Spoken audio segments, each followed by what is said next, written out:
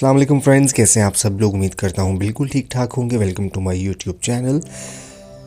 सामीन, आज आपके लिए एक खूबसूरत सी कहानी लेके आए हैं। एक खूबसूरत सा अफसाना जिसका उन्वान है बुरे फंसे। कृष्ण चंद्र की लिखी हुई कहानी आप लोगों की पेश खिदमत है। उम्मीद करते हैं आप इसको पसंद करेंगे। मैं आसानी से किसी दोस्त की मुसीबत में फंसने वाला आदमी नहीं हूँ, लेकिन एक दफ़ा ये हुआ कि मेरे दोस्त मोतीराम ने मुझे चाय पर मदऊ कर रखा था, और चूँकि इस रोज़ शाम को कुछ मेहमानों ने मेरे आने की धमकी दी थी, इसलिए मैंने मोतीराम की चाय की दावत झट से मंजूर कर ली और इसके घर चाय पीने के लिए चला गया। वहाँ जाकर एक अजीब माजरा देखा।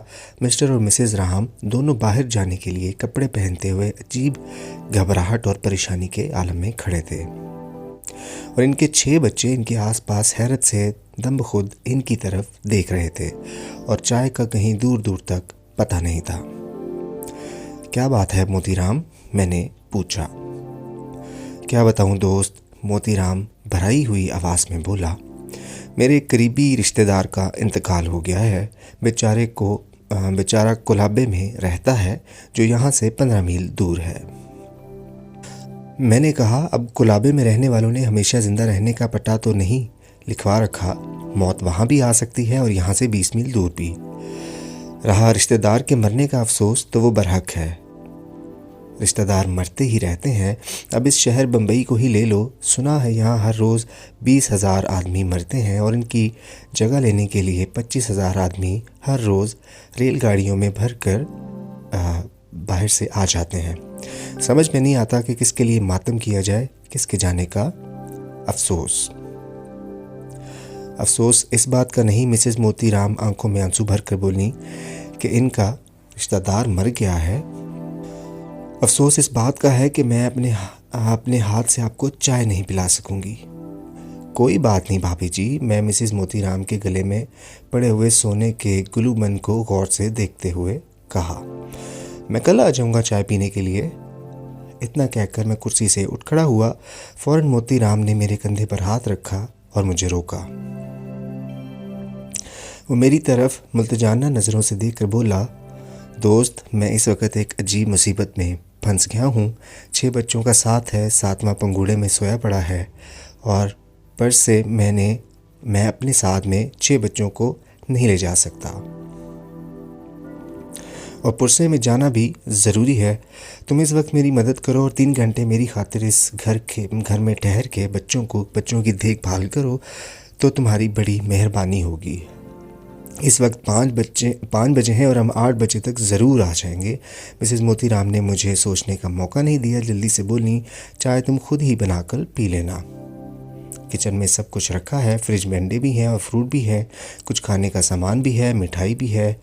मैंने सोचा 8 बजे तक तो मेरे मेहमान भी घर पर मेरे इंतज़ार में ज़रूर बैठेंगे।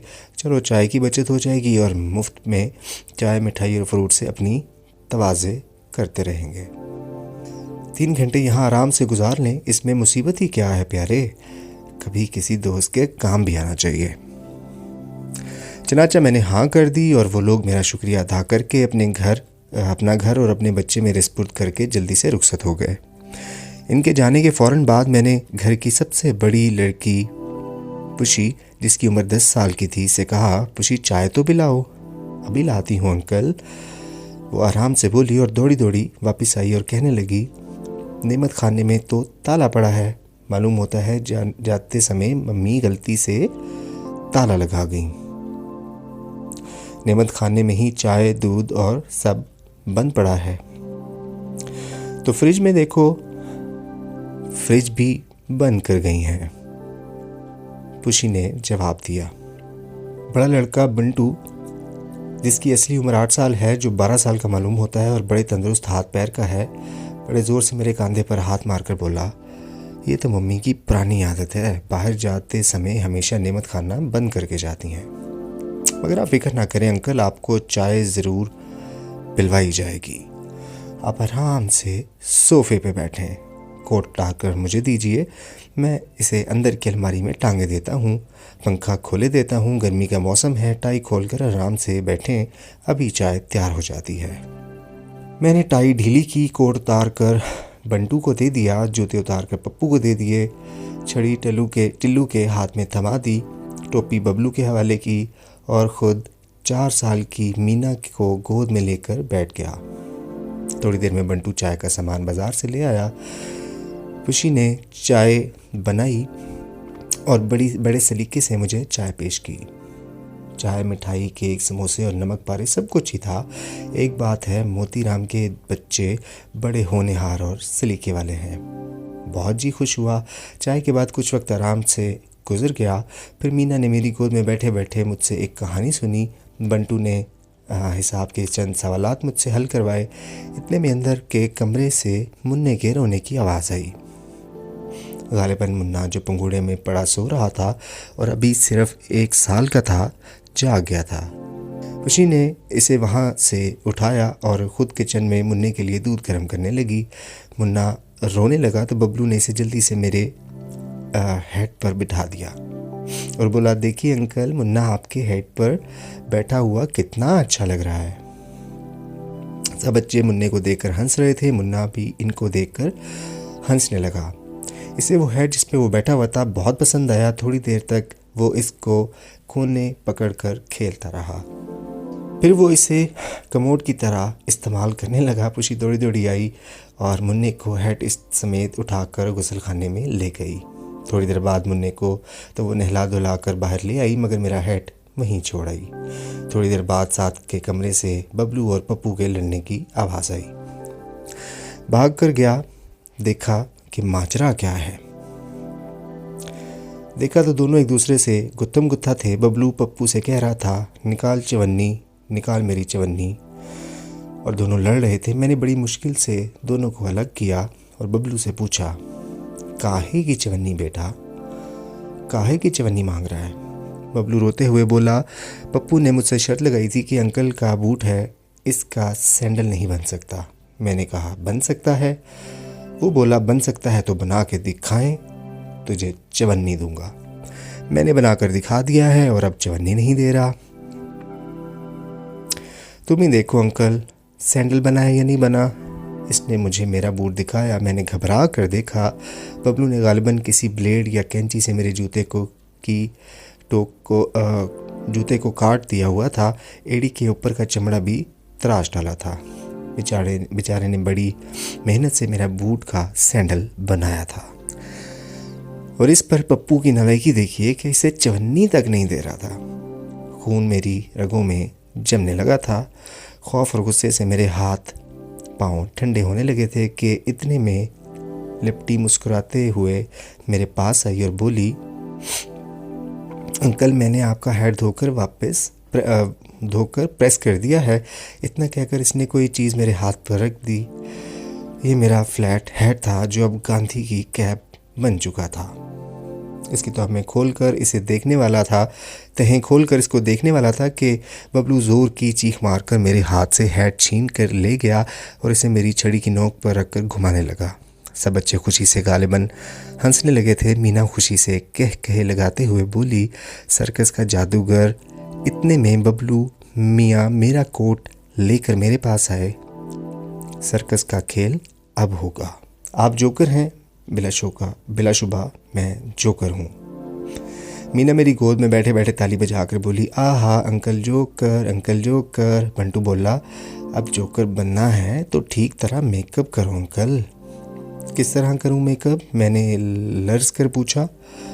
टिल्लू बोला, मैं अंकल को जोकर बनाता हूँ।